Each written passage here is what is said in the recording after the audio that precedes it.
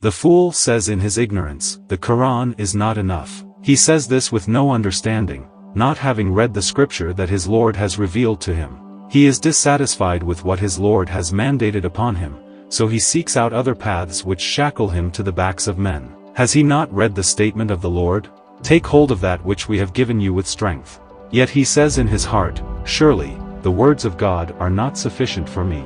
Yet the scripture says, is it not sufficient for them that we have sent down the scripture which is expressed to them? He merely schemes through the revelations of his Lord and does not ponder over their meanings. He unapologetically says, surely, the Quran cannot guide on its own. Yet the scripture says, indeed, this Quran guides to that which is the most appropriate, and it gives glad tidings to the faithful. How deluded then can he be? He is far more interested in other writings which have placed him in shackles and imprisoned his mind.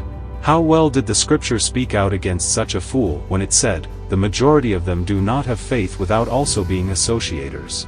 Though they claim to follow the scripture and uphold its message, they do not do so without also associating partners with their Lord, for when their Lord is mentioned alone in the scripture, they turn away upon their backs in aversion.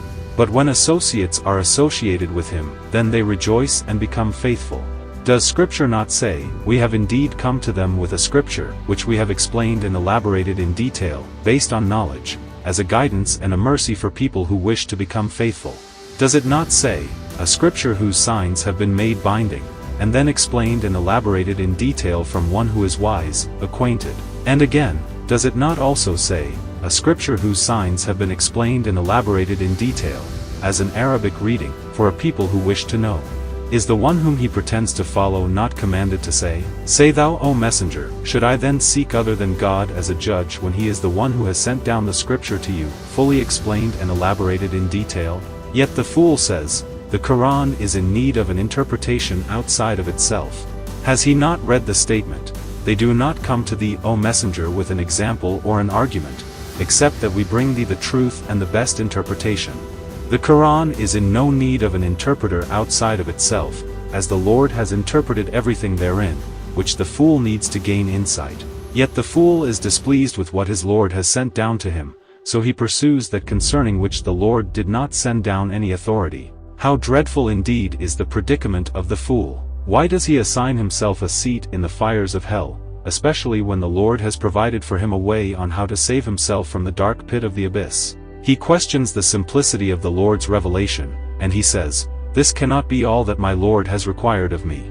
Has he not read in the scripture, God has not placed in the deen any difficulty? Or where it says, God does not intend to place any difficulty upon you?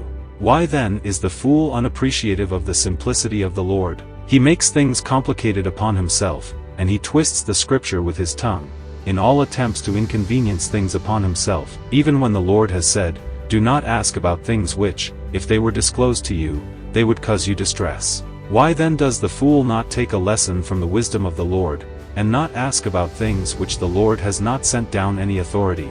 Is he not the same one who sent his messenger, so that he may relieve us of our burdens and the shackles which are upon our necks? But they have tied up heavy and burdensome loads, and they have laid them upon men's shoulders, when they themselves are not even willing to lift a finger to move them. He then says, surely the best speech is the book of God, and the best guidance is the guidance of Muhammad.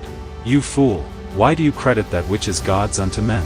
Have you not read the statement? Is then the one who guides to the truth more worthy of being followed, or the one who does not guide unless he himself was guided? What then is the matter with you? How do you judge? Did the Lord not find his messenger among those who were astray and he guided him? So how can someone who does not guide unless he himself was guided, be a better guide than the one who does not require guidance? Leave aside your associators, you fool, and follow what your Lord has sent down. Well did the Lord speak out against you when he said, they did not credit God with the credit that is due unto him. He says, surely the Lord has sent down the scripture and the wisdom. The scripture is this, and the wisdom is that. You have spoken correctly that the Lord has sent down those things, so, what then is the wisdom? Educate us, you who claim to possess the ability to reason. The wisdom is the example of the prophet, he says. You fool, does the scripture then not possess wisdom? Does the Lord not call the scripture the wise scripture? How can it be wise if it does not possess wisdom? He says, surely the custom of the prophet explains the Quran.